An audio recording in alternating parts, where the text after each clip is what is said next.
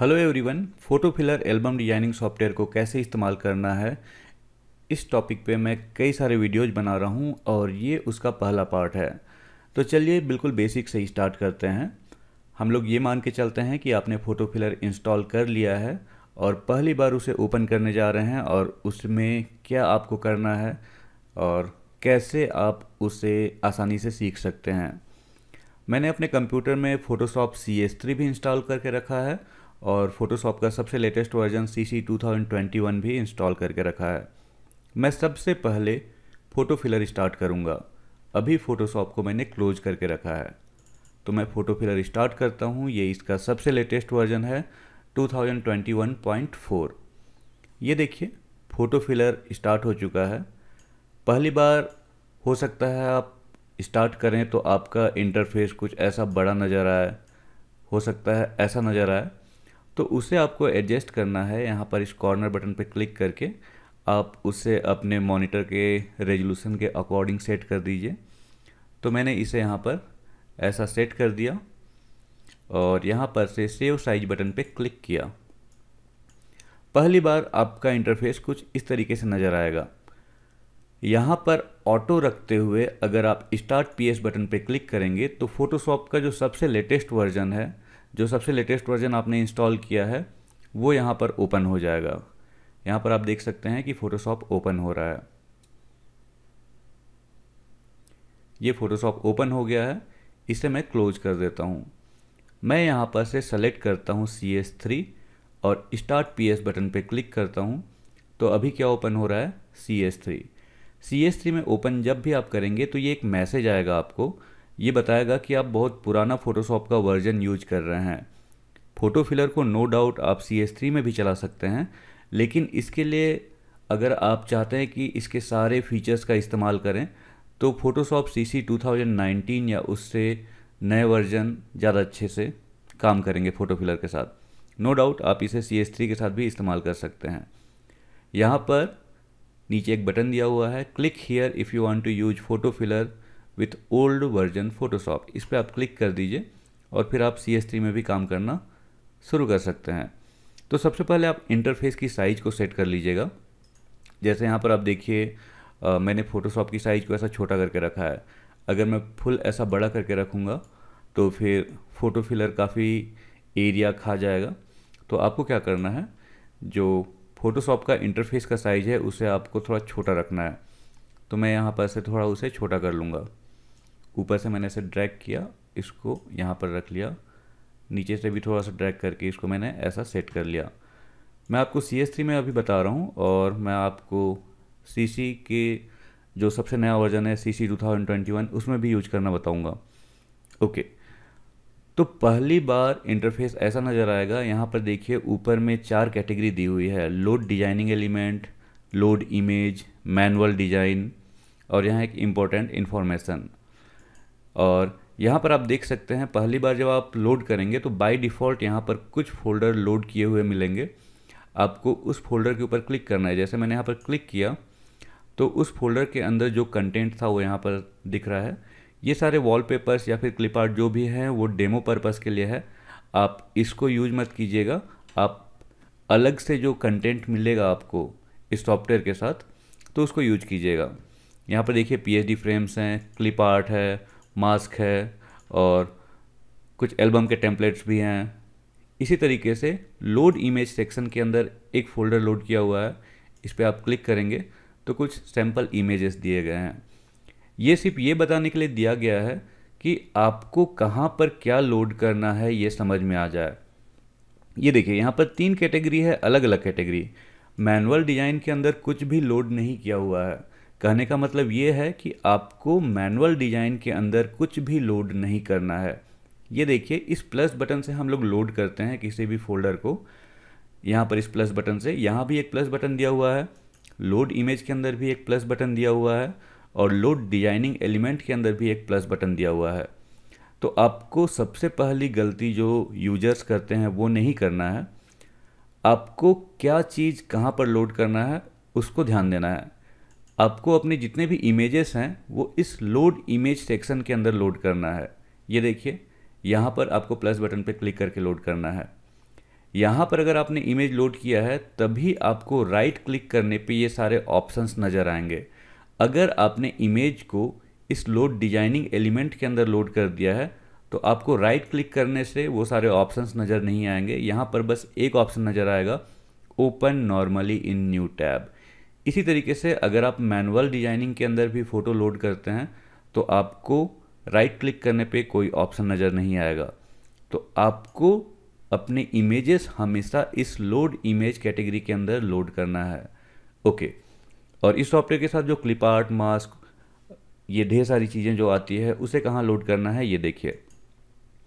यहाँ पर आपको एल्बम का background, PSD frames, clip art, mask और पीएसडी टेम्पलेट, ये बस 5 चीज़ें लोड करनी है। यहाँ पर आपको ओवरले इफेक्ट्स ये सब लोड नहीं करना है। और आपके पास अगर 5000 वॉलपेपर है तो इसका मतलब ये नहीं कि आप 5000 यहीं पर लोड कर दें। मतलब जो सेलेक्टेड होते हैं, जो अच्छे अच्छे हैं, उसे आप लोड कीजिए ताकि आपको सर्च करने में भी दिक्कत ना हो। यहाँ पर जो थंबनेल हैं वो जो लोडिंग का जो उसका टाइम होता है वो भी जल्दी हो जाए। तो ये सारे के सारे जो भी हैं ये डेमो सैम्पल इमेजेस हैं। जैसे मास्क है, डेमो है, ये छोटे साइज का है। तो इन सबको आपको रिमूव करके अपने खुद के कंटेंट या फिर जो हमारे फोटो फिलर सॉफ्टवेयर के साथ जो कंटेंट मिलेगा उसको यहाँ पर लोड करना है। क्योंकि यहाँ पर जो सैम्पल के लिए दिया हुआ है उसकी साइज़ काफ़ी छोटी है। अगर यहाँ पर फुल साइज हाई रेजोल्यूशन के इमेजेस में यहाँ पर डालता सॉफ्टवेयर के साथ तो सॉफ्टवेयर की साइज़ काफ़ी बढ़ जाती, इसलिए यहाँ पर कंप्रेस करके डाला हुआ है। ये सिर्फ ये बताने के लिए है कि आपको कौन सी चीज़ें, कौन सा एलिमेंट कहाँ पर लोड करना है। क्योंकि मैंने देखा है गलती से लोग यहीं पर इमेज भी लोड कर लेते हैं। कई लोग मैनुअल डिज़ाइन के अंदर इमेज लोड कर लेते हैं और फिर बाद में कंप्लेन करते हैं कि राइट क्लिक करके फिल का ऑप्शन नहीं आ रहा है। तो आपको ये ध्यान देना है। ओके, सेकेंड चीज़ यहाँ पर आप देखिए, यहाँ पर ढेर सारे फोल्डर्स को मैंने लोड करके रखा है। कई बार ये होता है कि यहाँ पर मैं इस एक्स के बटन पे क्लिक करूँगा तो वो फोल्डर डिलीट नहीं होता। जैसे यहाँ पर आप देखिए, लोड इमेज में गया, मैंने यहाँ पर एक्स के बटन पे क्लिक किया तो वो फोल्डर डिलीट नहीं हो रहा है। तो आपको क्या करना है, क्विक ओपन में जाना है। क्विक ओपन के अंदर यहाँ पर पाथ फोल्डर दिया हुआ है, इस पर क्लिक कीजिएगा तो ये पाथ का फोल्डर ओपन हो जाएगा। यहाँ पर जो भी टेक्स्ट फाइल हैं उन टेक्स्ट फाइल को आपको बस डिलीट करना है। जैसे ये देखिए, मैंने इसको दोनों को सेलेक्ट किया और इनको मैंने डिलीट कर दिया। डिलीट करने के बाद आपको फ़ोटो फिलर को रीस्टार्ट करना है। मैंने इसको क्लोज किया और अब मैं इसको दोबारा स्टार्ट कर लूँगा। ये सबसे लेटेस्ट वर्जन है। अगर आप पुराना वर्जन इस्तेमाल कर रहे हैं तो आप हमारी वेबसाइट www.photofiller.com में जाके उसे आप अपडेट कर सकते हैं। और जो CC2 मतलब फ़ोटो फिलर 2021 यूज कर रहे हैं उनके लिए अपडेट्स फ्री है, और इससे पुराना वर्जन अगर आप यूज कर रहे हैं तो अपडेट चार्जेबल है। तो चलिए, मैंने यहाँ से CS3 सेलेक्ट कर लिया क्योंकि CS3 मैंने खोल के रखा है। तो यहाँ पर आप देख सकते हैं कि वो सारे फोल्डर्स गायब हो चुके हैं। ये देखिए, सारे फोल्डर्स यहाँ पर से गायब हो चुके हैं। वो स्टार्टिंग में सिर्फ इसलिए दिया हुआ था ताकि आप लोग को पता चले कि कौन से सेक्शन में क्या चीज़ लोड करना है। बहुत सिंपल चीज़ है लेकिन फिर भी मैं आपको बता रहा हूँ डिटेल में। तो चलिए हम लोग अपने ओरिजिनल कंटेंट यहाँ पर लोड कर लेते हैं। जैसे मैंने यहाँ पर प्लस बटन पे क्लिक किया और मैं यहाँ पर से कुछ वॉलपेपर्स लोड कर लूँगा। ये आप अपने हार्ड डिस्क के किसी भी लोकेशन से आप लोड कर सकते हैं। कई बार ये पूछा जाता है कि जो इतने कंटेंट्स हैं उसको हम लोग किस ड्राइव में रखें, तो आप उसे किसी भी ड्राइव में रख सकते हैं। बस आपको यहाँ से लोड करना है, फोल्डर का पाथ देना होता है। तो यहाँ पर देखिए, मैं यहाँ पर से डिजाइनिंग एलिमेंट के अंदर जाता हूँ और यहाँ पर डिजाइनर बैकग्राउंड ये सेलेक्ट कर लिया। ओके, तो यहाँ पर लोड हो रहे हैं। मेरे पास हज़ारों बैकग्राउंड है, लेकिन जो अच्छे बैकग्राउंड हैं बस उनका एक अलग से फोल्डर बना लीजिए और उनको आप लोड कीजिए। नहीं तो अननेसेसरी आपका जो सॉफ्टवेयर है वो प्रॉब्लम क्रिएट करेगा। यहाँ पर जो लोडिंग टाइम है वो लेट लगेगा। इसलिए आपको बहुत ज़्यादा हैवी, मतलब एक ही फोल्डर में आपको 1000 क्लिप आर्ट, 2000 क्लिप आर्ट इस टाइप से नहीं रखना है अगर आपको अच्छा काम करना है तो। ओके, तो यहाँ पर मैंने बैकग्राउंड्स को लोड कर लिया। आपको ध्यान रखना है यहाँ पर सिर्फ वही एलिमेंट्स लोड करने हैं जो डिजाइनिंग में काम आते हैं। मैं आपको बताऊंगा स्पेसिफिक कि क्या क्या लोड कर सकते हैं। तो यहाँ पर मैंने वॉलपेपर लोड कर लिया, मैंने प्लस बटन पे क्लिक किया, डिजाइनिंग एलिमेंट में मैं गया। चलिए यहाँ पर मैं क्लिप आर्ट्स लोड कर लेता हूँ। मैंने यहाँ पर क्लिप आर्ट्स लोड कर लिया।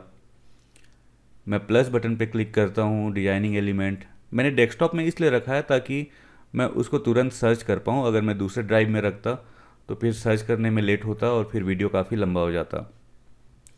चलिए मैं यहाँ पर से कुछ क्लिप आर्ट ले लिया है, मैंने प्लेन बैकग्राउंड भी ले लेता हूँ। एक मैंने डिजाइनर बैकग्राउंड लिया और एक मैंने प्लेन बैकग्राउंड लिया। मतलब आपके पास जो कंटेंट हैं उसको आप अलग अलग फोल्डर बना के यहाँ पर ला के रख सकते हैं। मैंने दोबारा प्लस बटन पे क्लिक किया और यहाँ पर डिजाइनिंग एलिमेंट के अंदर गया, पीएचडी फ्रेम के अंदर गया। पीएचडी फ्रेम भी मैंने दो अलग कैटेगरी बना के रखा है, एक नॉर्मल और एक दूसरा डिजाइनर।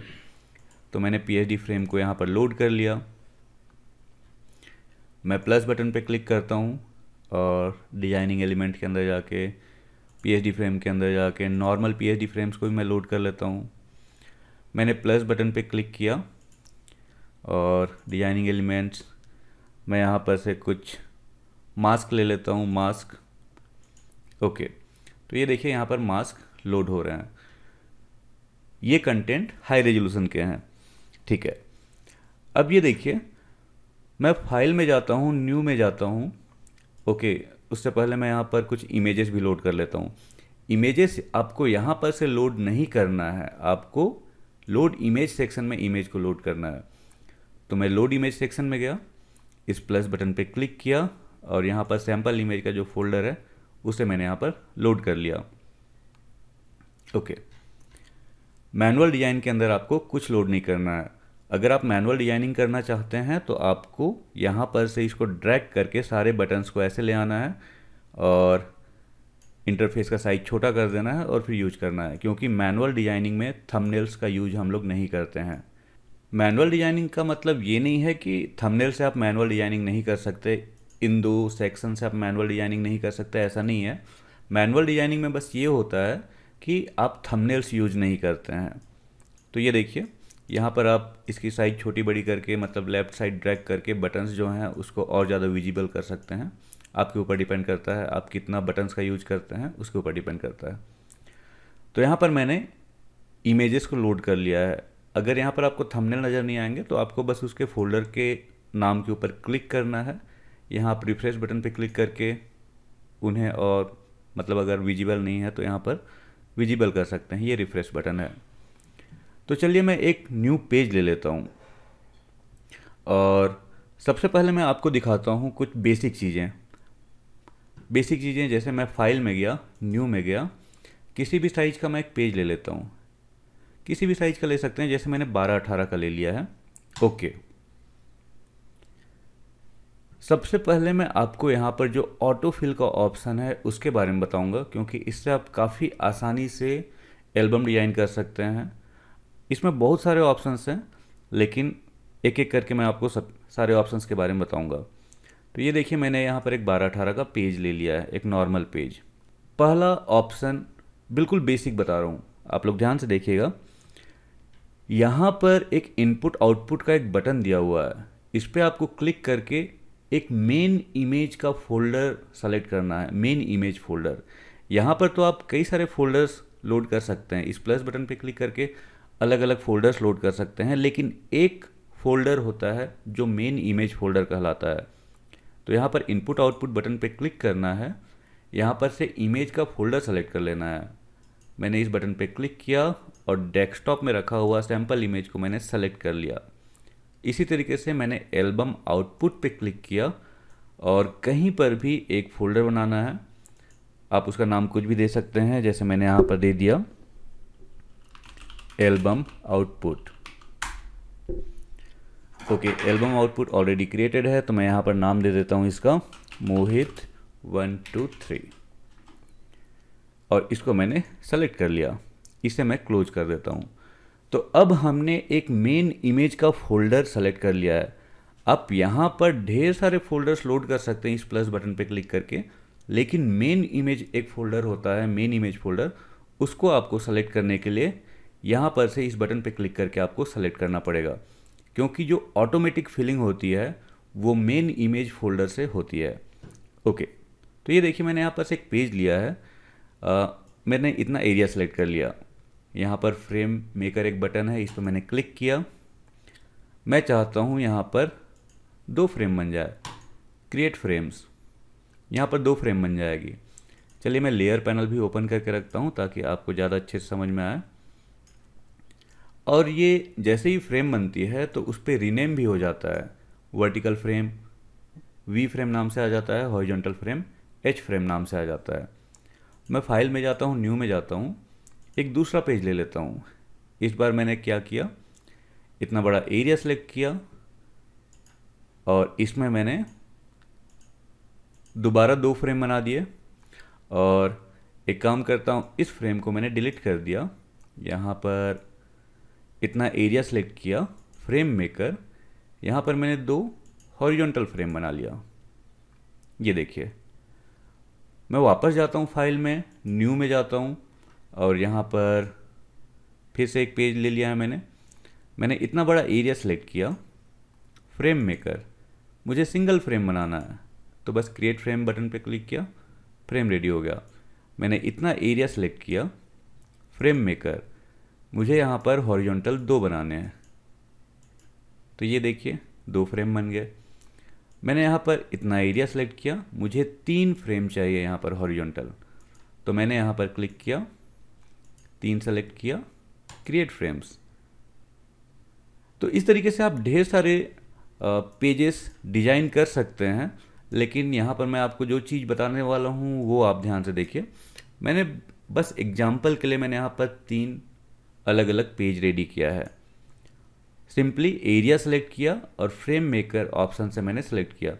इसमें बहुत सारे ऑप्शन हैं, अलग अलग डिजाइनर फ्रेम्स के भी ऑप्शन हैं। जैसे आपने देखा मैंने यहाँ लोड डिजाइनिंग एलिमेंट के अंदर यहाँ पर अलग अलग डिजाइनर पीएचडी फ्रेम्स, ये देखिए, इन सब का भी यूज करना मैं आपको बताऊंगा।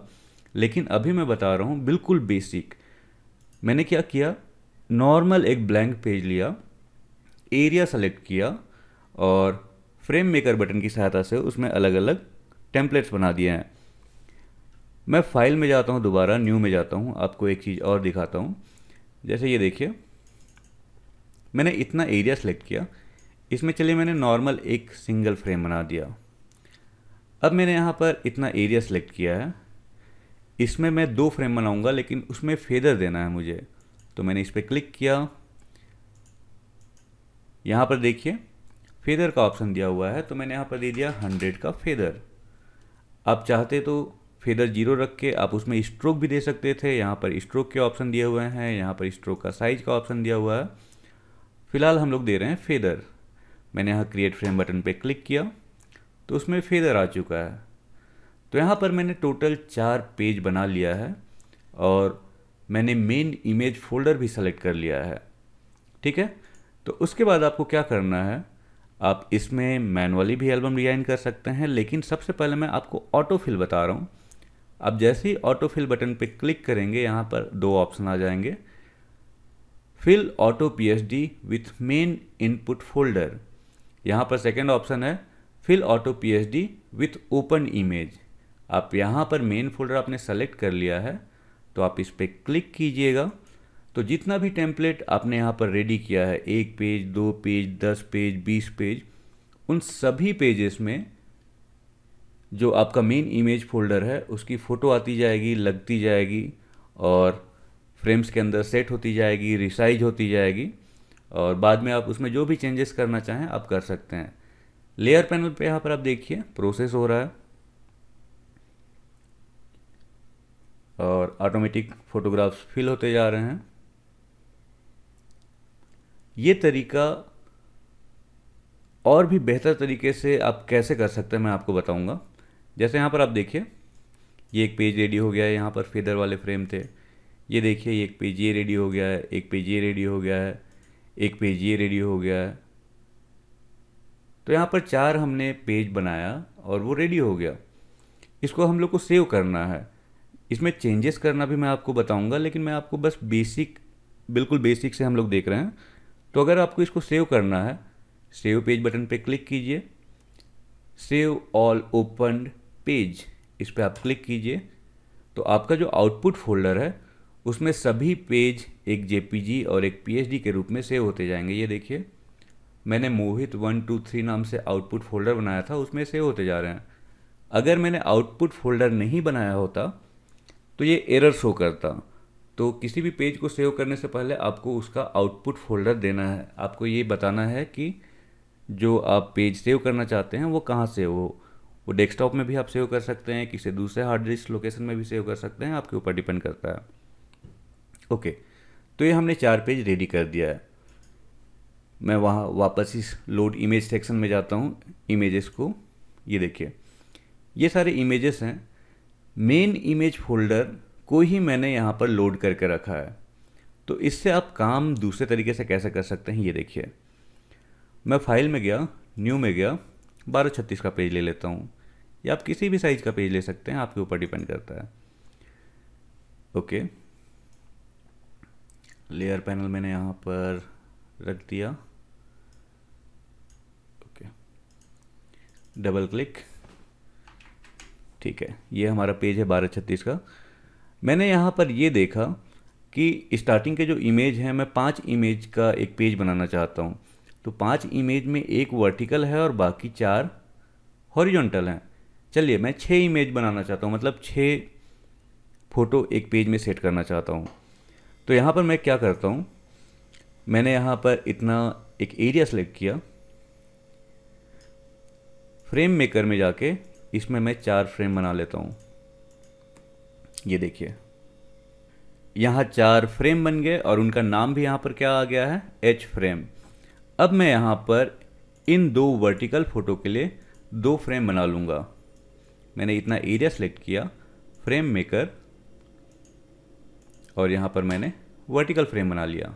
ये देखिए, यहाँ पर इमेज का आप देख सकते हैं, एक वर्टिकल फ़ोटो सबसे पहले है और जो सेकेंड वाली फ़ोटो है वो इधर लास्ट में है। बीच में 4 ऐसे हैं, 4 हॉरिजॉन्टल फोटोग्राफ्स हैं। लेकिन यहाँ पर उसके अकॉर्डिंग मैंने नहीं बनाया है फ्रेम। लेकिन फिर भी जैसे ही आप ऑटो फिल बटन पे क्लिक करेंगे, fill auto PHD with main input folder, तो जो मेन इमेज फोल्डर है आपका, उसका स्टार्टिंग का 6 फोटो, मतलब यहाँ पर जितने फ्रेम आप बनाएंगे उतने फोटोग्राफ्स वहाँ पर आके सेट हो जाएंगे, रिसाइज हो जाएंगे। तो यहाँ पर देखिए, मैंने इस बटन पे क्लिक किया, प्रोसेस हो रहा है लेयर पैनल पे, और स्टार्टिंग की ये और यहाँ से लेकर ये 6 फोटो इन फ्रेम्स में आके सेट हो जाएगी। जो वर्टिकल इमेज है वो वर्टिकल फ्रेम में आएगी, जो हॉरिजॉन्टल है वो हॉरिजॉन्टल में आएगी। ये देखिए, प्रोसेस कंप्लीट हो चुका है। बाद में इसमें आप जो भी चेंज करना चाहें आप कर सकते हैं, छोटा बड़ा करना, ब्राइटनेस, कॉन्ट्रास्ट, कुछ इफेक्ट्स डालना, सिंगल कलर इफेक्ट, कुछ भी आप सारा प्रोसेस कर सकते हैं बाद में भी। उन सब के बारे में मैं आपको डिटेल में बताऊंगा। तो इसको मैंने फ़िलहाल क्या कर दिया, कुछ नहीं किया। मैं दोबारा एक न्यू पेज ले लेता हूँ। यहाँ पर आप देखिए, ये थंबनेल्स अभी हटे नहीं है, लेकिन जैसे ही आप इस बटन पे, रिफ्रेश बटन पे क्लिक करेंगे, वो थंबनेल्स हट जाएंगे। तो ये देखिए, अब मैं चाहता हूँ यहाँ पर से 1 2 3 4 5 6 7 इमेज, या फिर जितना भी आप चाहें, आपके ऊपर डिपेंड करता है। मैं बस आपको एक आइडिया दे रहा हूँ कि आपको फ्रेम्स कैसे क्रिएट करने हैं जिससे वर्टिकल हॉरिजॉन्टल वाला जो दिक्कत आती है ना, वो दिक्कत ना आए। इसमें बहुत सारे ऐसे ऑप्शंस भी हैं कि आप बस फोटोग्राफ सेलेक्ट करें और फोटो फिलर आपको बता देगा कि ये पीएचडी टेम्पलेट इसके लिए सही है। उन सब के बारे में हम लोग आगे देखेंगे, लेकिन फ़िलहाल आप ये देखिए, यहाँ पर मैं इस फोटो मतलब 3 4 5 6 7 फोटो डालना चाहता हूँ इस पेज में। तो चलिए, मैंने एक काम किया, मैंने इतना एरिया सेलेक्ट किया और इसमें मैं क्या करता हूँ, मैं इसमें 4 हॉरिजॉन्टल फ्रेम्स बना देता हूँ, सॉरी 4 वर्टिकल फ्रेम्स। मैं फ्रेम मेकर पे गया, यहाँ पर मैंने 4 सेलेक्ट किया, क्रिएट फ्रेम्स, ये 4 फ्रेम बन गई है। इन फ्रेम्स को आप छोटा बड़ा जो भी करना चाहें आप कर सकते हैं। जैसे ये देखिए, मैंने इसको ऐसा बड़ा कर दिया, इसको यहाँ रख दिया, और अब मुझे यहाँ पर 3 फ्रेम्स हैं, जो मतलब 3 फोटोग्राफ्स हैं जो कि हॉरिजॉन्टल हैं। मैंने यहाँ पर इतना एरिया सेलेक्ट किया। आप कैसे ही बना सकते हैं, जस्ट फॉर एग्जांपल ये देखिए, मैंने इतना एरिया सेलेक्ट किया, फ्रेम मेकर बटन पे क्लिक किया, यहाँ पर से 3 हॉरिजॉन्टल फ्रेम बनाया। ऐसा मुझे ये अच्छा नहीं लग रहा है, मैंने कंट्रोल जेड किया, वापस चला गया, और एक बार कंट्रोल जेड करूँगा, मेरा जो सेलेक्ट किया हुआ एरिया है वो हट जाएगा। अब देखिए मैं दोबारा क्या करता हूँ, मैंने इतना एरिया सेलेक्ट किया, फ्रेम मेकर बस एक सिंगल फ्रेम बना दिया, और अब मैं ऐसे नीचे जाता हूँ और यहाँ पर 2 और बना लेता हूँ। ये देखिए ऐसा बना लिया मैंने। अब ढेर सारा इसमें एक्सपेरिमेंट कर सकते हैं। फॉर एग्जांपल मैंने कंट्रोल जेड किया, control alt Z, control alt Z, ये मैंने यहाँ पर एक इतना एरिया सेलेक्ट किया, ऐसा फ्रेम मेकर, क्रिएट फ्रेम्स, एक फ्रेम बन गया। अब मैंने यहाँ पर इतना एरिया सेलेक्ट किया,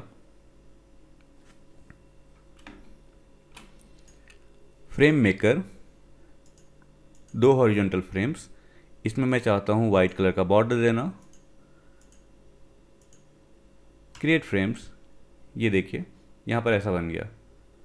मतलब आपके ऊपर डिपेंड करता है आप कैसे बनाना चाहते हैं आपके पेजेस। कुछ लोग को सबकी प्रायोरिटी, सबका प्रेफरेंस अलग होता है, तो मैं बस एक आइडिया दे रहा हूँ आपको।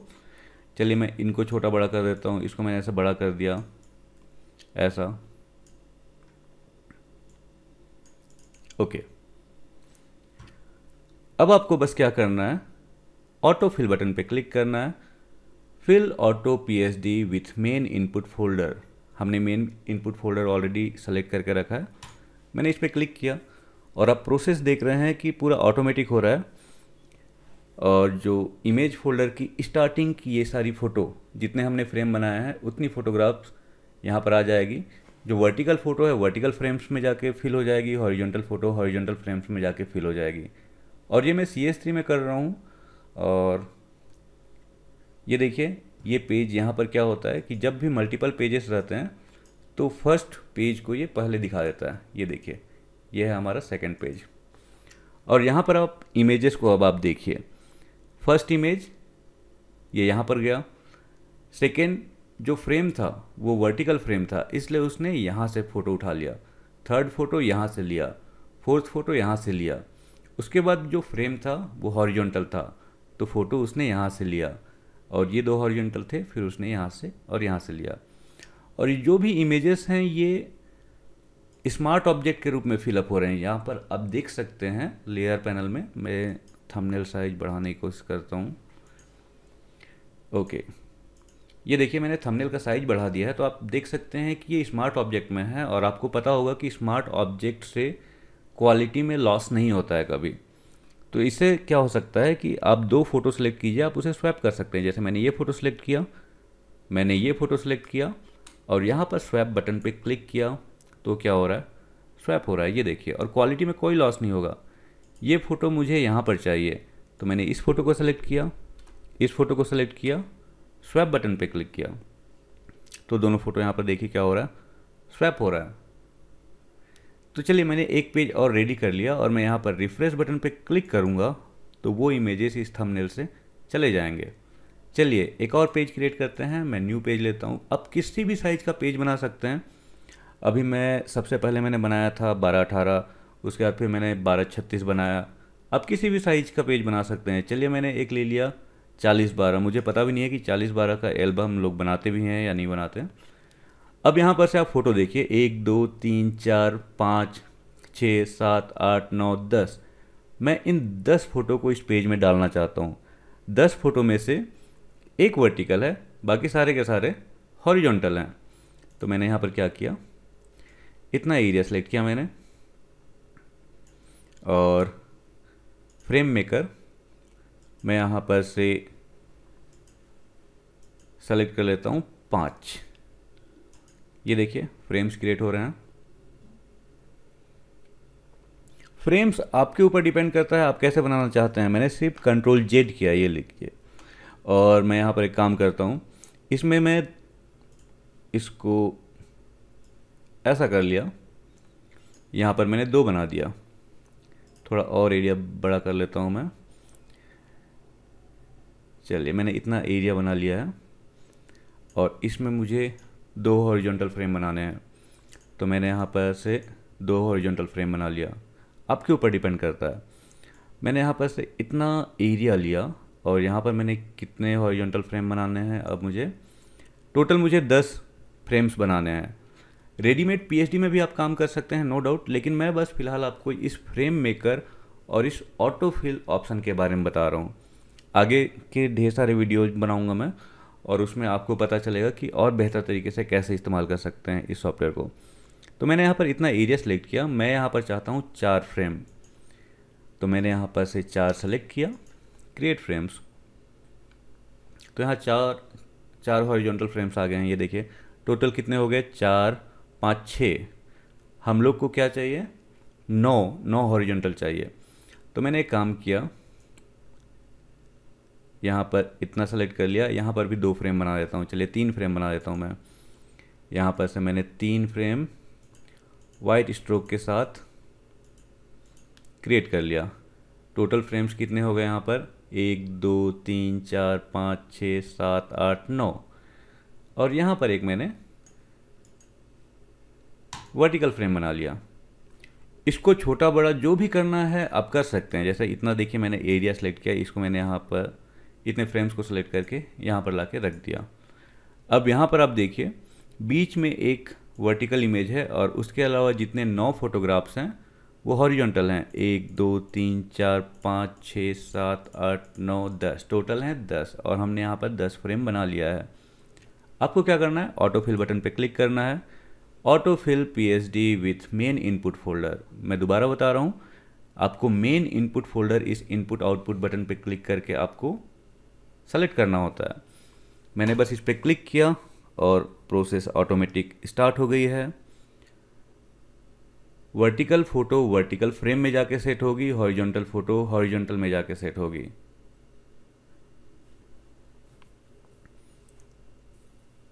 और जितने भी इमेजेस फिल हो रहे हैं वो स्मार्ट ऑब्जेक्ट के रूप में फिल हो रहे हैं। और आपको दोबारा बताना चाहूँगा कि स्मार्ट ऑब्जेक्ट से फ़ोटो की क्वालिटी का भी लॉस नहीं होती। यहाँ पर जो मैंने पेज लिया है उसका साइज़ मैंने अभी पता नहीं क्या रखा था, मुझे याद नहीं है।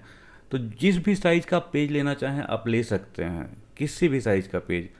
इस सॉफ्टवेयर की सहायता से आप किसी भी साइज़ का एल्बम बना सकते हैं। अगर आपके पास पीएचडी टेम्पलेट है अपने खुद के तो उसका भी इस्तेमाल कर सकते हैं, मैं सब आपको बताऊंगा। तो देखिए दोबारा फर्स्ट पेज यहाँ पर ओपन हो गया है। ये फर्स्ट पेज हमने क्रिएट किया, ये हमारा जो सबसे लास्ट का भी का पेज था वो है।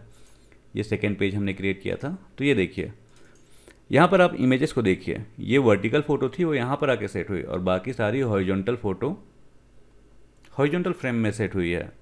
तो इस तरीके से आपको दिक्कत नहीं होगी, आप मैनुअली भी एल्बम डिज़ाइन कर सकते हैं। ओके, यहाँ पर आपको ये स्क्वायर्स वाले जो शेप हैं, मतलब स्क्वायर वाले फ्रेम बहुत ऑकवर्ड, मतलब बहुत कई लोगों को ये बहुत अच्छा लगता है, कई लोगों को थोड़ा डिजाइनर फ्रेम पसंद होते हैं। तो डिपेंड करता है चॉइस आपके प्रेफरेंस के ऊपर। लेकिन फ़िलहाल मैं तो बस आपको फ्रेम मेकर ऑप्शन के बारे में बता रहा था। चलिए मैं दूसरा ऑप्शन बताता हूँ आपको। यहाँ पर हमने 3 पेज बना लिया है। हम चाहें तो उन 3 पेज को सेव कर सकते हैं, हम चाहें तो बाद में भी सेव कर सकते हैं, आपके ऊपर डिपेंड करता है। तो चलिए मैं दूसरा ऑप्शन बताता हूँ आपको। मैंने एक नया पेज ले लिया, 1236 का ही पेज ले लिया। इस बार ब्लैंक पेज है और इसको आप एक डिजाइनर पेज बनाना चाहते हैं। मैं आपको मैनुअल ऑप्शन बता रहा हूँ। सबसे पहले तो नो डाउट आपके पास ढेर सारा पीएचडी टेम्पलेट होगा जिस पे आप काम कर सकते हैं, लेकिन ये तब की बात हो रही है जबकि आपके पास एक भी पीएचडी टेम्पलेट ना हो। मैं आपको खुद के पीएचडी टेम्पलेट्स कैसे यूज करने हैं वो भी बताऊंगा। ओके, तो यहाँ पर डिजाइनिंग एलिमेंट्स का एक ऑप्शन दिया हुआ है और यहाँ पर ढेर सारे फोल्डर्स मैंने लोड करके रखा है।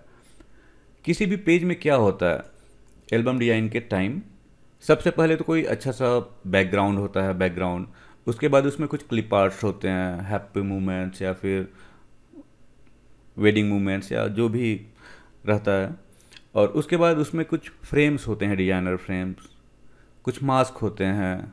तो आपके ऊपर डिपेंड करता है। तो यहाँ पर आप मैनुअली कैसे क्रिएट कर सकते हैं ये देखिए।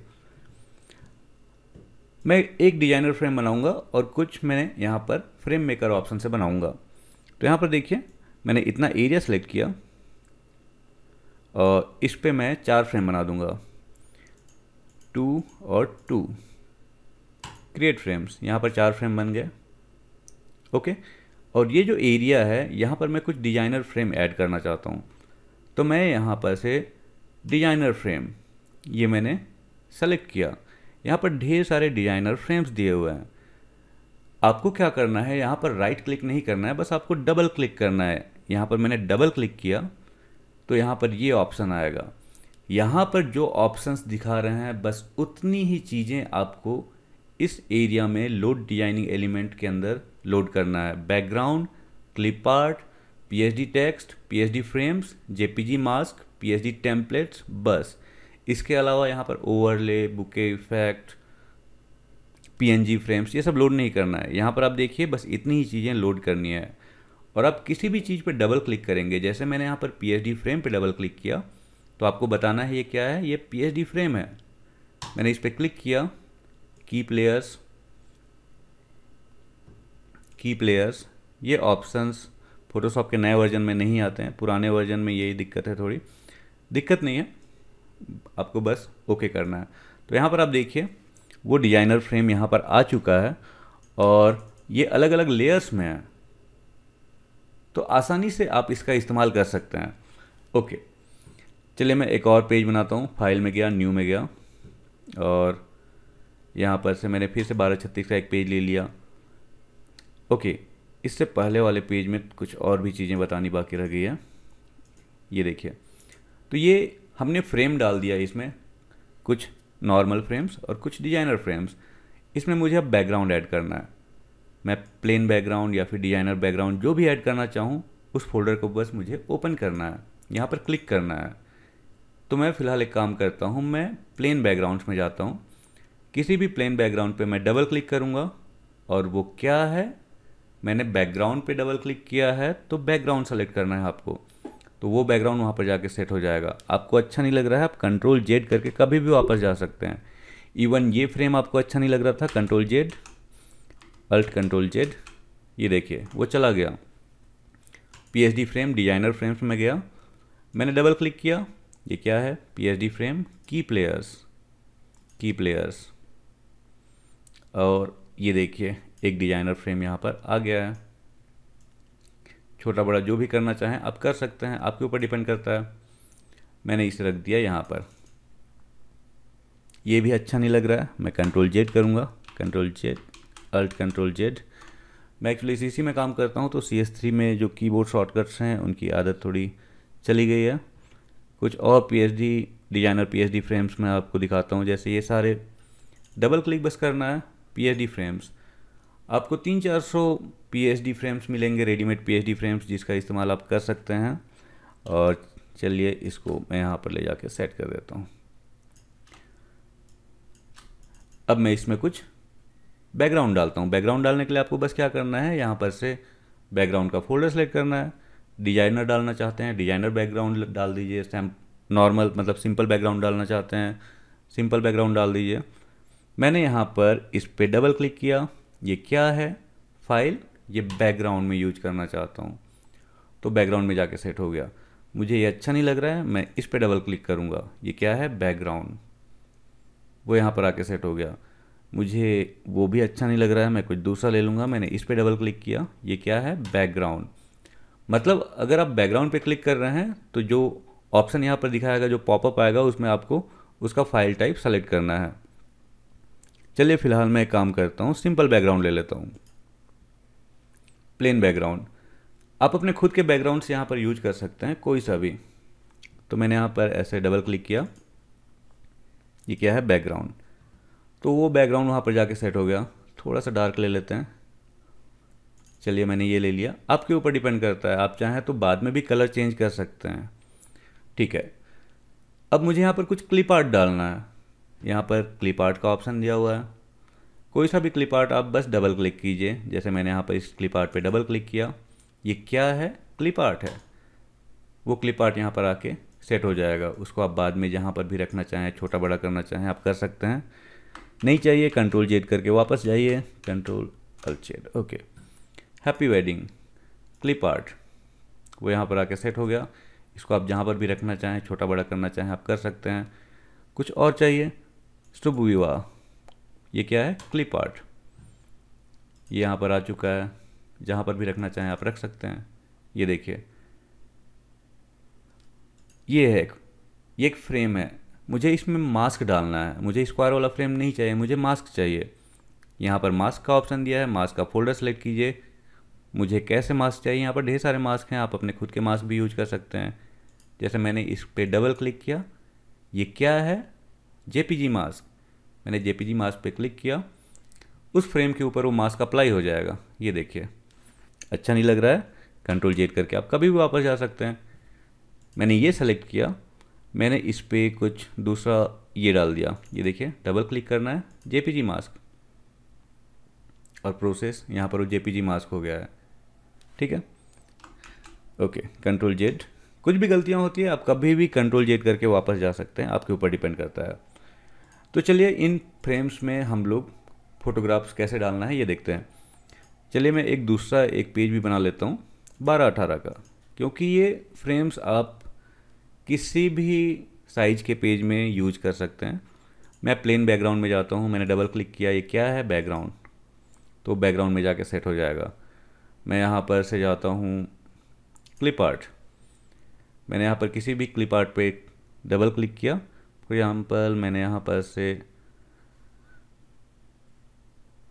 येलो कलर है, और येलो कलर में मैं नहीं ले सकता कोई दूसरा, मैं प्लेन बैकग्राउंड में मैं कोई डिजाइनर बैकग्राउंड ले लेता हूँ फिलहाल। मैं यहाँ डिजाइनर बैकग्राउंड में गया, इस पर डबल क्लिक किया, ये क्या है, बैकग्राउंड, वो बैकग्राउंड वहाँ पर जाके सेट हो गया। मैं क्लिप आर्ट में जाता हूँ, कोई सा भी क्लिप आर्ट ले लेता हूँ, हैप्पी वेडिंग क्लिप आर्ट, वो क्लिप आर्ट यहाँ पर आ गया है। अब हम लोग फ्रेम बना सकते हैं। फ्रेम आप चाहें तो फ्रेम मेकर ऑप्शन से बना सकते हैं, या फिर आप चाहें तो यहाँ पर ढेर सारे डिजाइनर फ्रेम्स हैं, उनको यूज कर सकते हैं। तो यहाँ पर मैं जाता हूँ, फिलहाल मैं प्लेन बैकग्राउंड नहीं, प्लेन पीएसडी फ्रेम्स, ओके, ये नॉर्मल पीएसडी फ्रेम्स हैं। डबल क्लिक बस करना है, पीएसडी फ्रेम्स, वो पीएसडी फ्रेम यहाँ पर आके सेट हो जाएगा। छोटा बड़ा जो भी करना है आप कर लीजिए, control Z, alt control Z, वापस चले गए। अब मैं डिजाइनर फ्रेम्स में चले जाऊँगा, मैं डिजाइनर फ्रेम्स में चले गया, और यहाँ पर जो भी फ्रेम मुझे अच्छा लगता है, फॉर एग्जांपल मैंने इस पर डबल क्लिक किया। जब भी आप किसी भी डिजाइनिंग एलिमेंट पे डबल क्लिक करेंगे, यहाँ पर ये ऑप्शन आएगा, तो आपको ये बताना है कि वो क्या है। जैसे मैंने इस पर डबल क्लिक किया, ये क्या था, पीएसडी फ्रेम, तो मैंने पीएसडी फ्रेम या टेक्स्ट सेलेक्ट किया, तो वो ऑटोमेटिक यहाँ पर जाके सेट हो जाएगा। और उसको आप छोटा बड़ा जो भी करना चाहें, जहाँ पर भी रखना चाहें आप रख सकते हैं। कुछ दूसरा मैं ले लेता हूँ, फॉर एग्जांपल मैंने यहाँ पर से इस पर डबल क्लिक किया, ये क्या है, पीएसडी फ्रेम, वो पीएसडी फ्रेम वहाँ पर जाके सेट हो जाएगा। ये देखिए, छोटा बड़ा जो भी करना है आप कर सकते हैं। तो यहाँ पर मैंने एक पेज रेडी कर लिया, कुछ और क्लिप आर्ट डालना है, मैं क्लिप आर्ट में जाऊँगा। यहाँ पर कुछ फॉर एग्जांपल चलिए शुभ विवाह या हल्दी, या फिर ढेर सारे जो भी आपके पास क्लिप आर्ट्स हैं, आप खुद के क्लिप आर्ट्स भी लोड कर सकते हैं। क्लिप आर्ट मैंने सेलेक्ट किया, वो यहाँ पर आ गया, उसको जहाँ पर भी रखना है आप रख सकते हैं। तो इस तरीके से आप आसानी से पेज बना सकते हैं। और इसमें आपको फ़ोटो कैसे फिल करना है, बिल्कुल सिंपल है। आप चाहें तो मैनुअली भी कर सकते हैं, आप चाहें तो ऑटोमेटिकली भी कर सकते हैं। जैसे ये देखिए, सबसे पहले तो मैं आपको ऑटोमेटिक बताता हूँ। मैं ऑटो फिल बटन पे क्लिक किया, fill auto PSD with main input folder. लेकिन एक बात आपको ध्यान रखना है, ये जो मैं ऑटोमेटिक फ्रेम्स यूज कर रहा हूँ ये बिल्कुल अभी लेटेस्ट हैं। अगर आपके पास पुराना पीएसडी फ्रेम है तो उसको आप डिलीट कर दीजिएगा और नए पीएसडी फ्रेम्स आप डाउनलोड कर लीजिएगा, क्योंकि पुराने पीएसडी फ्रेम्स में जो रेडीमेड पीएसडी फ्रेम्स थे उसमें जो लेयर्स का नाम है, फ्रेम्स का नाम है, वो या तो फोटो फिलर है या फिर कुछ और है। लेकिन इस बार मैंने क्या किया, जितने भी डिजाइनर फ्रेम्स हैं उसमें फ्रेम का नाम मैंने क्या कर दिया है, पहले ही रीनेम कर दिया है। जैसे वी फ्रेम, एच फ्रेम, उसके मतलब ओरिएंटेशन के अकॉर्डिंग मैंने चेंज करके रखा है, तो वो ऑलरेडी रीनेम्ड हैं, तो वो ऑलरेडी ऑटो पीएसडी हैं, तो उसमें आपको आसानी से आप ऑटो फिल कर सकते हैं। तो ये देखिए, मैंने ऑटो फिल बटन पे क्लिक किया, fill auto PSD with main input folder. यहाँ पर आप देख सकते हैं मैं बटन्स के ऊपर अपना माउस पॉइंटर लेके जा रहा हूँ तो इंस्ट्रक्शन भी आ रहा है। ओके, तो ये देखिए यहाँ पर प्रोसेस हो रहा है। जो मेन इमेज फोल्डर है उसकी फ़ोटो ऑटोमेटिक यहाँ पर आके फिल होती जा रही है, रिसाइज होती जा रही है। आप चाहें तो इसमें मैनुअली भी फिल कर सकते हैं। वीडियो काफ़ी लंबा हो रहा है, लेकिन मैंने ये नोटिस किया कि सॉफ्टवेयर के बहुत सारे फीचर्स ऐसे हैं जिसके बारे में लोगों को पता नहीं है, और फिर ट्यूटोरियल्स भी मैं गलती से, मतलब काफ़ी सारे ट्यूटोरियल्स हैं, कई ट्यूटोरियल्स ओल्ड वर्जन के हैं, तो उसकी वजह से लोगों में कन्फ्यूजन हो रहा था। तो फिर मैंने सोचा कि बिल्कुल बेसिक से ये जो सबसे लेटेस्ट वर्जन है उसका हम लोग ट्यूटोरियल बनाएं। तो ये एक ब्लैंक पेज मैंने लिया था, उसमें कुछ डालना नहीं था, तो उसमें फ़ोटो नहीं आई। बाकी आप ये देखिए, ये इसमें फ़ोटो आ गई है। ये पेज तो हमने पहले ही रेडी किया था। मिनिमाइज कर देता हूँ सबको, मिनिमाइज। ये देखिए इसमें भी फ़ोटो आ गई है। ये देखिए इसको भी हमने पहले बनाया था। तो हमने जो भी पेजेस बनाए उसमें फ़ोटो ऑटोमेटिक फिल हो गए हैं। तो चलिए इन सभी पेजेस को हम लोग सेव करते हैं। मैं सेव पेज में जाता हूँ, सेव ऑल ओपन इमेजेस। तो सभी पेज हमारे आउटपुट फोल्डर में एक जेपीजी और एक पीएसडी के रूप में सेव होते जाएंगे। और इससे पहले के वर्जन में ये होता था कि जो टेक्स्ट लेयर होती थी वो रेस्टराइज हो जाती थी। एक सर ने मुझे सजेस्ट किया कि नहीं, टेक्स्ट लेयर रेस्टराइज नहीं होनी चाहिए, तो इसमें मैंने चेंजेस कर दिए हैं। इसमें बहुत सारे ऐसे चेंजेस हैं जो आपको अच्छे लगेंगे। ओके, तो यहाँ पर आप देख सकते हैं सब आउटपुट फोल्डर में सेव होते जा रहा है, और ये फुल रेजोल्यूशन में सेव होता है। तो आप उसमें बाद में भी जो भी मॉडिफिकेशन करना चाहें आप कर सकते हैं। ओके, ये वीडियो काफ़ी लंबा हो रहा है, लेकिन जाने से पहले मैं आपको मार्केट के पीएचडी को कैसे इस्तेमाल करना है ये आपको एक बार बता देता हूँ। और इसके बाद भी ढेर सारे मैं वीडियो बनाने वाला हूँ जो बहुत जल्दी आएंगे, तो आप लोग वेट कीजिएगा। तो ये देखिए, जैसे लोड डिजाइनिंग एलिमेंट सेक्शन के अंदर मैंने यहाँ पर कुछ अभी मैंने कुछ लोड नहीं किया है, टेम्पलेट्स लोड नहीं किया है। मैं मार्केट के कुछ टेम्पलेट्स को यहाँ पर लोड करता हूँ। मैंने इस प्लस बटन पे क्लिक किया, यहाँ पर मार्केट पीएचडी के अंदर ये चलिए एक पीएचडी टेम्पलेट्स है, इसको मैंने लोड कर लिया। ओके, यहाँ पर आप देखिए जब लोड होते रहेगा तो स्टार्टिंग में फर्स्ट टाइम जब लोड होता है तो टाइम लेता है, सेकेंड टाइम आप लोड करेंगे तो टाइम नहीं लेता है। तो यहाँ पर एक पहला वाला पीएचडी टेम्पलेट है, यहाँ मैं राइट क्लिक करता हूँ, यहाँ पर बस एक ऑप्शन आता है open normally in new tab. अगर मैं डबल क्लिक करूँगा तो यहाँ पर ये ऑप्शन आएगा, और आपको यहाँ पर क्या करना है, बताना है कि ये क्या है। पीएचडी टेम्पलेट्स है, क्लिप आर्ट है, पीएचडी फ्रेम है, बैकग्राउंड है, क्या है। तो ये क्या है, पीएचडी टेम्पलेट। लेकिन मैं आपको कुछ चीज़ दिखाना चाहता हूँ। ये देखिए, ये जो टेम्पलेट है वो एक्चुअल में कैसा था। Right click, open normally in new tab. ये एक्चुअल टेम्पलेट्स है, इसमें फ्रेम्स के अंदर फ़ोटो डाले हुए हैं। कई बार ये होता है कि लेयर अलग अलग लिंक होती है, ग्रुप्स बने होते हैं। तो इसे मैंने राइट क्लिक करके ओपन किया तो ये ऐसा ओपन हो रहा है, ये देखिए, ठीक है। इसी को मैं क्या करूँगा, डबल क्लिक करूँगा और पीएचडी टेम्पलेट बटन पे क्लिक करूँगा तो वो ओपन हो रहा है और उसमें ऑटोमेटिक करेक्शन हो रहा है। आप यहाँ पर देख सकते हैं उसमें ऑटोमेटिक करेक्शन हो रहा है। एक बार ये प्रोसेस कंप्लीट होने दीजिएगा, और ये देखिए जो भी पहले से फ़ोटो डले हुए थे वो सारे फोटोग्राफ्स चले गए हैं। अगर इसमें कुछ ग्रुप होता तो वो ऑटोमेटिक अनग्रुप हो जाता, अगर लेयर एक दूसरे से लिंक होते तो ऑटोमेटिक अनलिंक हो जाते। ओके, नो डाउट आप यहाँ पर चाहें तो लोड कर सकते हैं पीएचडी टेम्पलेट्स को, और ये जो बेसिक करेक्शन का ऑप्शन होता है वो यहाँ पर पीएचडी करेक्शन के अंदर भी दिया हुआ है। मैं आपको बताता हूँ, इसको मैंने कर दिया क्लोज। मैं इसे राइट क्लिक करके open normally in new tab कर लेता हूँ, या फिर डबल क्लिक करके डेस्कटॉप या फिर जहाँ पर भी मैंने रखा है वहाँ से भी हम लोग ओपन कर सकते हैं। तो फिलहाल मैंने इसको नॉर्मली ओपन कर दिया। अगर आप नॉर्मली फ़ोटोशॉप में ओपन करते हैं, फाइल मेनू में जाके या फिर ड्रैग करके ओपन करते हैं किसी भी पीएचडी को, मार्केट के किसी भी पीएचडी के साथ ये सॉफ्टवेयर काम करेगा। उसमें फ़ोटो कैसे फिल करना है ये देखिए। अब पीएचडी टेम्पलेट को ओपन करते के साथ उसमें फ़ोटो फिल करना शुरू मत कीजिएगा, क्योंकि मार्केट के टेम्पलेट में बहुत सारी टेम्पलेट्स में दिक्कत होती है, उन दिक्कतों को ठीक करना पड़ता है पहले। तो यहाँ पर सबसे पहला स्टेप आपका क्या होना चाहिए, पीएचडी करेक्शन के अंदर जाना है।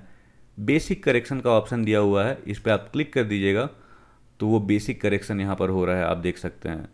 पुराने फोटोग्राफ्स जो क्लिपिंग मास्क के थ्रू डले रहते हैं वो सारे यहाँ पर से रिमूव हो जाते हैं, अनलिंक अनग्रुप हो जाता है जो आपका पीएचडी टेम्पलेट है, और वो खाली हो जाता है। बाद में आपको इसमें फ़ोटो फिल करना होता है।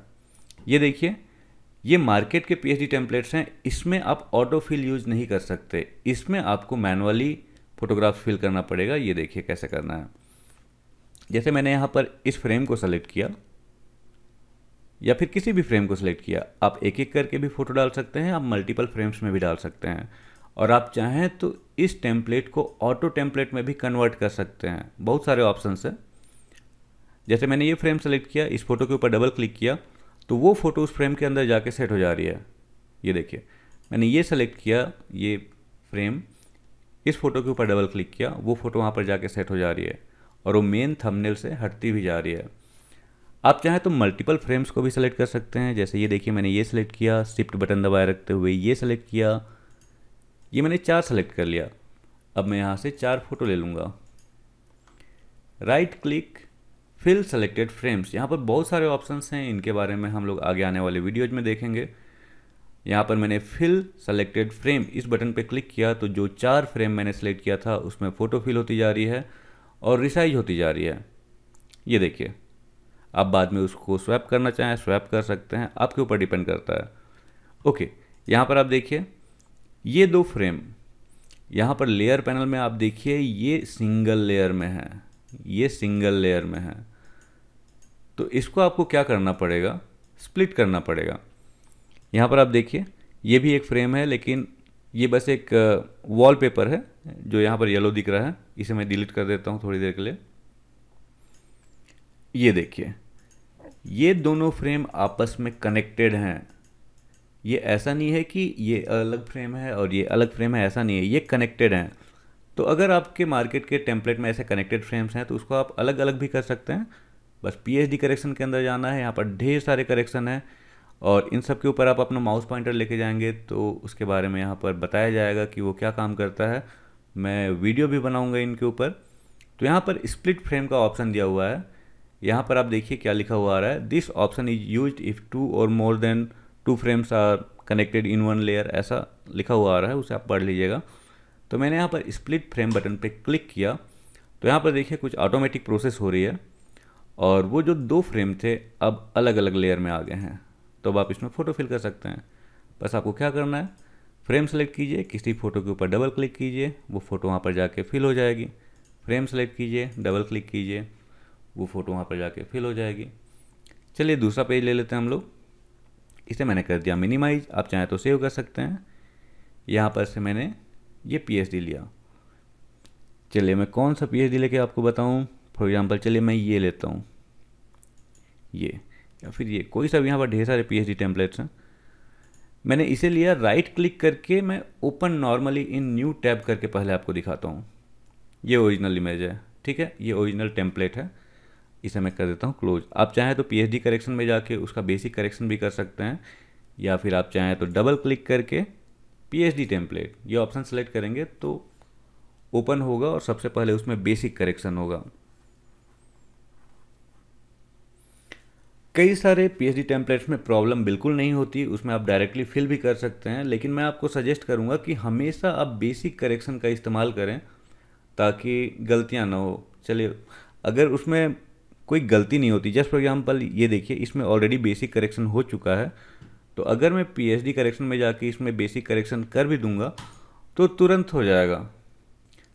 ये देखिए दोबारा बेसिक करेक्शन हो गया इस पर। अब यहाँ पर बस आपको क्लिक करके फ़ोटो फिल करना है। जैसे ये देखिए मैंने इस पर क्लिक किया और लोड इमेज सेक्शन में जाके मैंने इस पर डबल क्लिक किया, वो फ़ोटो वहाँ पर जाके फिल हो जाएगी। ये देखिए मैंने इस पर क्लिक किया, किसी फ़ोटो पे डबल क्लिक किया, वो फ़ोटो वहाँ पर जाके फिल हो रही है। मैं 1 2 3 4 फ्रेम सेलेक्ट कर लिया, यहाँ से 1 2 3 4, right click, fill selected frames. तो उन सभी फ्रेम्स में फ़ोटो जाके फिल हो जा रही है और रिसाइज होती जा रही है। और ये वीडियो काफ़ी लंबा हो चुका है, 1 घंटे होने वाले हैं। तो मैं अगले वीडियो में आपको ढेर सारे इसके अलग अलग जो फीचर्स हैं उसको एक्सप्लेन करूँगा। और उससे पहले मैं आपको बताता हूँ कि नहीं, चलिए वो अगले वीडियो के लिए हम लोग बचा के रखते हैं। मतलब इस टाइप से आप मल्टीपल जो भी पेजेस ओपन करना हो, बस आपको ओपन करना है। आप चाहें तो नॉर्मली यहाँ से भी कर सकते हैं। जैसे ये देखिए, मैंने मार्केट पीएचडी में गया, कोई दूसरा मार्केट का पीएचडी ले लेता हूँ, कोई सा भी पीएचडी, जैसे ये मार्केट का पीएचडी मैंने ये ले लिया। और इसमें इसमें ऑलरेडी बेसिक करेक्शन मैंने करके रखा है। मैं दूसरा पीएचडी ले लेता हूँ। यहाँ पर देखिए कुछ पीएचडी हैं, इसमें मैंने कुछ बेसिक करेक्शन कुछ भी नहीं किया है। तो बस आपको क्या करना है, कोई सा भी पीएचडी टेम्पलेट आप नॉर्मली ऐसे ओपन कर सकते हैं। और सबसे पहला काम आपको क्या करना है, पीएचडी करेक्शन ऑप्शन में जाके बेसिक करेक्शन करना है। यहाँ पर करेक्शन के और भी ऑप्शंस दिए हुए हैं, उनके बारे में हम लोग डिटेल में देखेंगे बाद में। फिलहाल आपको इतना याद रखना है कि हर फोटो में, हर पीएचडी टेम्पलेट को ओपन करने के बाद एक बार आपको बेसिक करेक्शन करना है, तो उसमें बाद में आप आसानी से फोटोग्राफ्स फिल कर सकते हैं। ओके, सबसे टॉप में एक ब्लू कलर की लेयर थी, तो इसलिए मैंने उस ब्लू कलर के लेयर को डिलीट कर दिया है। अब यहाँ पर हम लोग फोटोग्राफ्स फिल कर सकते हैं। यहाँ पर भी आप देखिए, साइज छोटा बड़ा या जो भी करना चाहें आप कर सकते हैं। जैसे मैंने इसको एक काम किया, ऐसा कर दिया।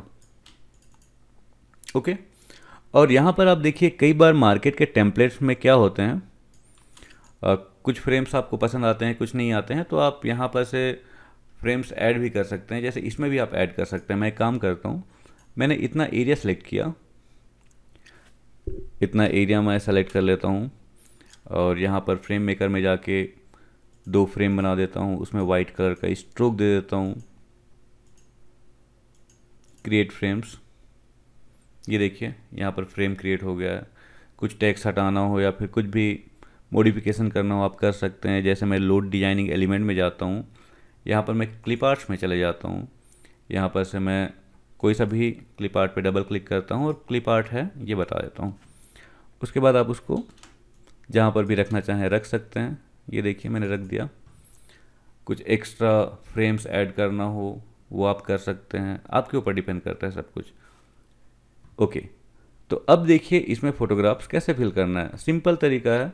और इसमें भी ये देखिए, इसको मैं वर्टिकल बना लेता हूँ। मैंने इसको ऐसे ड्रैग करके थोड़ा वर्टिकल बना दिया। यहाँ पर जो टेक्स्ट था ये मुझे अच्छा नहीं लग रहा है, इसे मैंने डिलीट कर दिया। तो अब यहाँ पर देखिए, मैं यहाँ पर से 1 फ्रेम, 2 फ्रेम, 3, 4, 5, 6, मैंने यहाँ पर से 6 फ्रेम सेलेक्ट किया है। अब मैं यहाँ पर से 6 फ़ोटो सेलेक्ट कर लूँगा जिसमें 2 वर्टिकल होनी चाहिए। ये देखिए 1, 2, 3, 4, 5, 6। ठीक है, मैंने 6 फ्रेम सेलेक्ट कर लिया, मतलब 6 फ्रेम सेलेक्ट किया है, इसलिए मैं 6 फोटोग्राफ सेलेक्ट कर लेता हूँ। Right click, fill selected frames. ऐसा करने के बाद वर्टिकल फ़ोटो वर्टिकल फ्रेम में जाएगी, हॉरिजॉन्टल फ़ोटो हॉरिजॉन्टल फ्रेम में जाएगी और सारा प्रोसेस ऑटोमेटिक होगा। और ये मार्केट के किसी भी टेम्पलेट के साथ होगा। ये देखिए, ये वर्टिकल फ़ोटो थी, ये वर्टिकल फ़ोटो थी, बाकी जितनी फ़ोटो थी हॉरिजॉन्टल थी, तो हॉरिजॉन्टल फ्रेम्स के अंदर आई है। मैंने ये सेलेक्ट किया। आप एक एक करके भी कर सकते हैं, आप चाहें तो मल्टीपल फ्रेम्स को भी सेलेक्ट कर सकते हैं।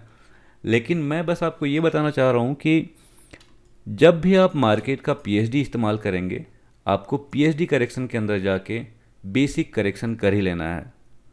ये वीडियो काफ़ी लंबा हो चुका है, इस वीडियो में हम लोग बस इतना ही देखते हैं। अगले वीडियो में हम लोग सभी ऑप्शंस के बारे में और डिटेल में देखेंगे। फ़िलहाल आप इतना प्रैक्टिस कीजिए और अगले वीडियो का वेट कीजिए। और अगर आपको ये सॉफ्टवेयर पसंद आता है या फिर इस टाइप से डिटेल में जो ट्यूटोरियल वीडियो मैं बनाता हूँ वो अच्छा लगता है, तो आप मुझे व्हाट्सएप करके ज़रूर बताइए। इस वीडियो में इतना ही। Thank you for watching.